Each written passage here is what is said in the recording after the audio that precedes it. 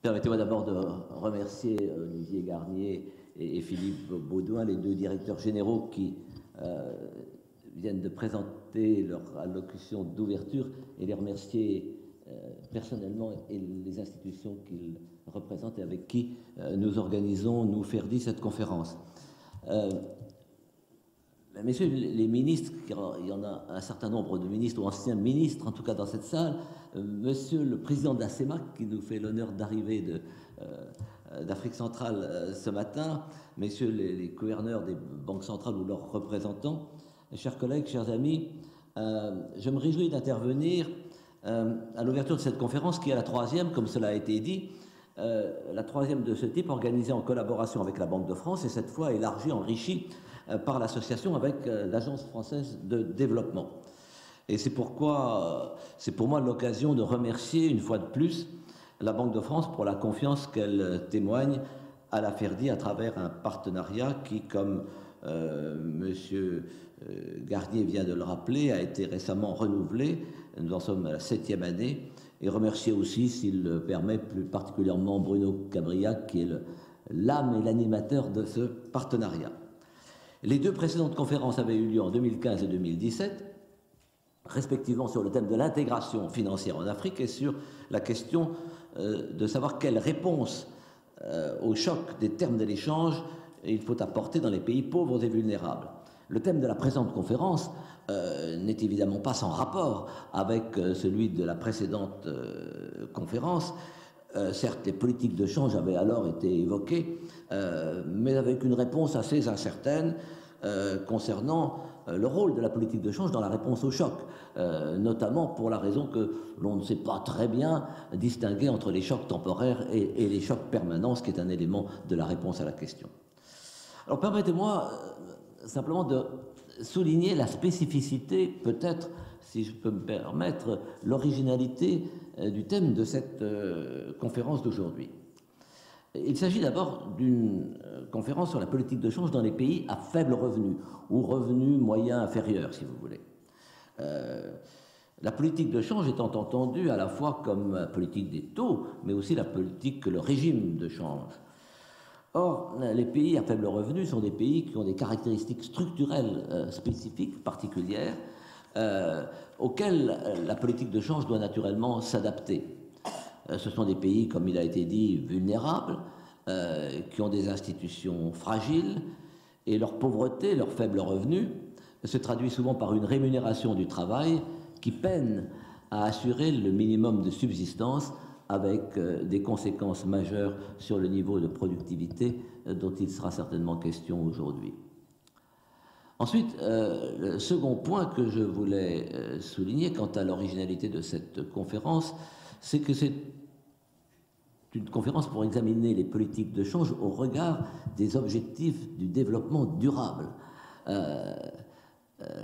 Les ODD, qui sont la feuille de route de toutes les stratégies de développement maintenant, et la durabilité du développement se décline de différentes façons. Il y en a au moins 3 qui sont communément et fondamentalement considérées. Alors, la première élément de la durabilité du développement, c'est la durabilité de la croissance économique elle-même. Or, la politique de change ne peut avoir pour but seulement de provoquer des épisodes de croissance. Elle doit chercher à conforter la croissance dans la longue durée. Et ce qui est quand même un grand problème pour les pays à faible revenu qui connaissent souvent des épisodes et qui peinent à trouver un sentier de croissance économique permanente, durable. La seconde dimension est, je dirais, ce qu'il est convenu d'appeler le caractère inclusif de la croissance. La politique de change doit certes contribuer à assurer la profitabilité dans le secteur des biens échangeables, mais elle doit aussi et surtout bénéficier à l'ensemble de la population, et plus particulièrement aux populations les plus pauvres, qui, rappelons-le, et ce sera sans doute dit et redit durant la journée, sont particulièrement vulnérables à l'inflation. La troisième dimension de la durabilité, c'est la dimension évidemment environnementale.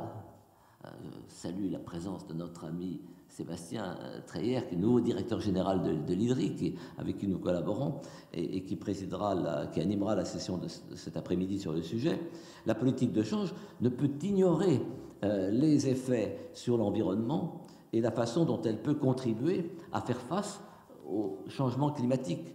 Elle doit donc prendre en compte ces conséquences sur les émissions de CO2. Elle doit être cohérente avec la transition énergétique, y compris dans les pays à faible revenu. Et si je peux me permettre de paraphraser l'AFD, la politique de change ne voudrait-elle pas être elle aussi 100% accord de Paris? C'est une question que nous examinerons cet après-midi.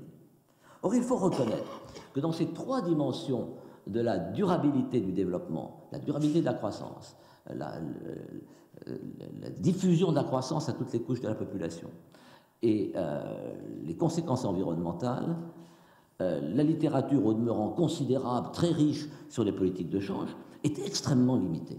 Ce sont trois dimensions qui sont particulièrement négligées dans les travaux théoriques et empiriques sur les politiques de change, et c'est tout l'intérêt, je crois, de la conférence d'aujourd'hui. C'est donc un intérêt scientifique, et c'est aussi un intérêt politique. Et ceci correspond, si je peux le rappeler, à l'objectif de la FERDI et de l'IDRI que je viens de citer, puisque nous avons ensemble cette initiative pour le développement et la gouvernance mondiale, l'IDGM, qui a été lancée il y a une dizaine d'années avec l'appui de l'Agence française de développement, qui a été ensuite étendue en amenant le CERDI dans le groupe, étendu et approfondi dans le laboratoire d'excellence, le LABEX IDGM+, qui lui-même vient d'être renouvelé la semaine dernière, et qui a pour but précisément de définir, de concevoir de nouvelles politiques de développement sur la base des résultats de la recherche. Et je me réjouis à cet égard de voir que les partenaires de la FERDI dans ce LABEX, que ce soit Patrick Plane, Samuel Guérino, Sébastien Treyer, soient en bonne place dans le programme de cette conférence.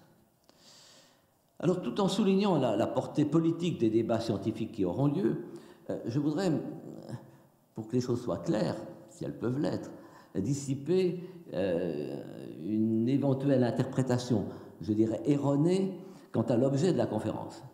Soyons clairs, il ne s'agit pas d'une conférence sur les francs CFA. Il ne s'agit pas d'une conférence sur la zone franc. Que nos amis des institutions qui représentent les institutions de la zone franc qui sont là se rassurent. Certes, les analyses et les discussions qui suivront pourront aider à la réflexion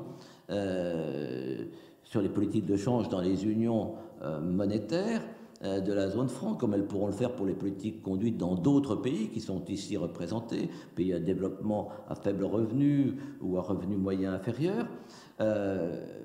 Mais les thèmes abordés le sont ici dans une optique de politique nationale sans attention particulière aux conditions particulières, spécifiques et importantes qu'implique l'appartenance à des unions monétaires. Le programme de la conférence découle de l'objet que je viens de rappeler. Et en le présentant, c'est pour moi l'occasion de remercier très chaleureusement les intervenants qui nous font l'honneur et l'amitié d'être là. La conférence inaugurale va être donnée dans quelques instants par José Antonio Ocampo, qui est une grande figure de l'économie du développement, qui est actuellement qui a une responsabilité monétaire puisqu'il est encore membre du directoire de la Banque centrale de Colombie, mais qui est professeur à l'université de Columbia, New York, et pas Bogota, et qui est, où nous avons siégé ensemble, président du comité des politiques de développement des Nations Unies, où j'ai passé pas mal d'années de ma vie. Il a occupé auparavant d'éminentes fonctions, notamment celle de secrétaire exécutif de la CEPAL, qui était un grand lieu de réflexion sur le développement, et celle de secrétaire général adjoint des Nations Unies en charge des affaires économiques et sociales. Il a été évidemment, dois-je le rappeler, ministre dans sa jeunesse en Colombie. Il a publié énormément de travaux que nous connaissons, de multiples livres et de plus multiples encore articles, et notamment un article très important dont nous aurons l'écho dans quelques instants qu'il a publié dans World Development à la fin de l'année dernière, co-signé avec Joe Stiglitz et Martin Guzman. Merci Eugenio d'être ici et d'avoir fait le déplacement de Colombie. Nous sommes heureux de vous avoir parmi nous. Alors ensuite, il viendront 3 grandes sessions. La première session sera consacrée à la politique de change et la croissance économique à long terme. Elle sera introduite par une communication d'Ibrahim El-Badawi, que je vois qui est là, qui lui-même s'est échappé d'un emploi du temps extrêmement chargé parce qu'il est actuellement le président de ce qu'on appelle ERF, l'Economic Research Forum pour les pays du Moyen-Orient et d'Afrique du Nord, qui joue un rôle essentiel dans l'animation de la recherche au Moyen-Orient et en Méditerranée. Et il a une prochaine conférence qui doit avoir lieu à Koweït, qui l'occupe beaucoup. Il est président du Forum euro-méditerranéen des instituts de sciences économiques, ce qu'on appelle le FEMIS. Et surtout, je voudrais dire, sur le plan plus substantiel et intellectuel, il est l'auteur de nombreux travaux, mais de 2, son nom est associé en particulier à 2 grands courants de littérature, qui est bien sûr la politique de change dont on va parler, mais aussi l'économie des conflits. Et peut-être sera cette l'occasion, parlant du change et de la durabilité, de voir le lien qu'il peut y avoir entre la politique de change et les risques de conflit. La seconde session sur les politiques de change et répartition des revenus sera introduite par Andy Berg, que je ne vois pas encore dans la salle, il doit être... Andy, how are you? Heureux de te voir ici, qui est le directeur adjoint de l'Institut du Fonds monétaire pour le renforcement des capacités. Il était auparavant le chef de division macroéconomique du développement au département de recherche du Fonds. Il a publié de nombreux travaux sur le taux de change qui font autorité et des travaux sur la répartition des revenus qui ont fait grand bruit, notamment un livre qui vient d'être publié avec Ostry il y a quelques semaines.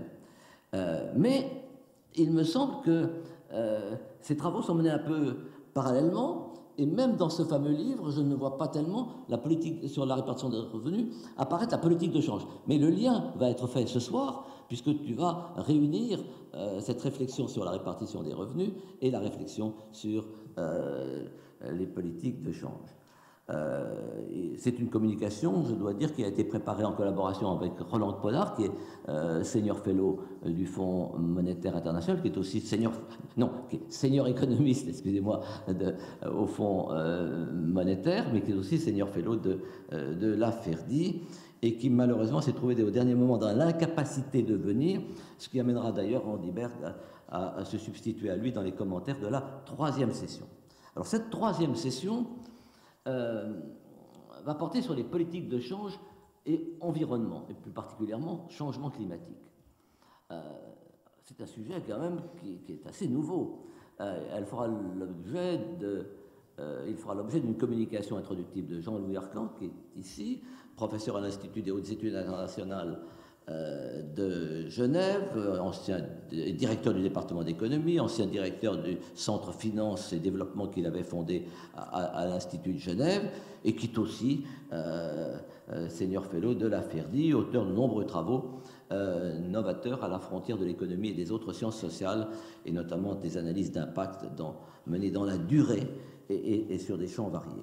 Et il a été sollicité pour intervenir sur ce lien entre politique de change et changement climatique, parce qu'il était l'auteur d'un des rares articles, si je peux me permettre de le dire, publié sur ce sujet il y a 10 ans, sur taux de change réel et déforestation, que nous avions eu l'audace de co-signer avec lui, Sylviane et moi.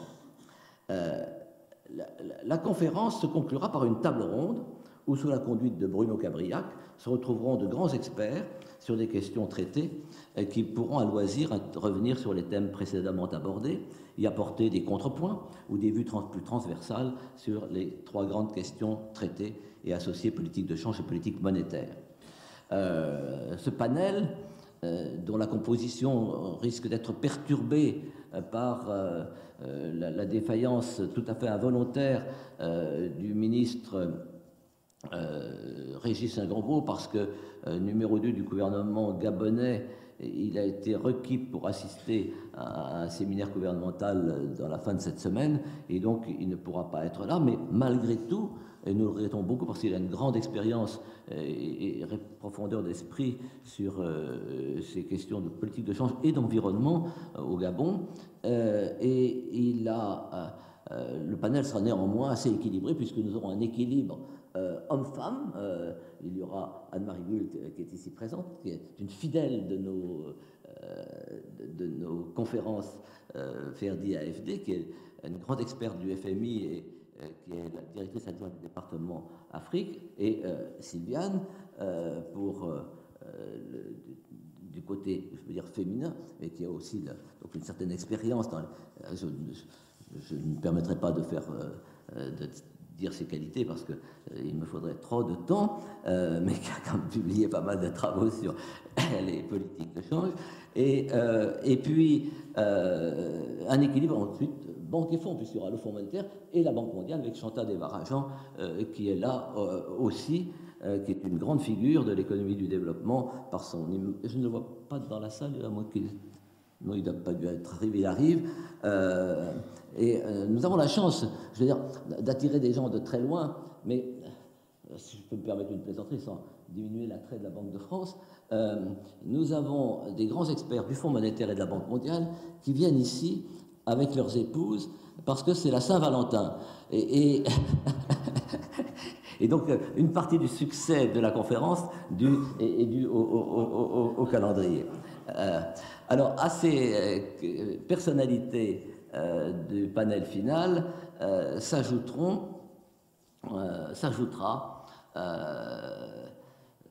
à un moment donné, entre deux grandes réunions importantes, le directeur général de l'AFD, Rémi Rioux, qui viendra apporter son point de vue, son immense expertise, nourrie aux différentes dimensions du développement durable et témoigner son intérêt pour le sujet débattu qu'il connaît parfaitement.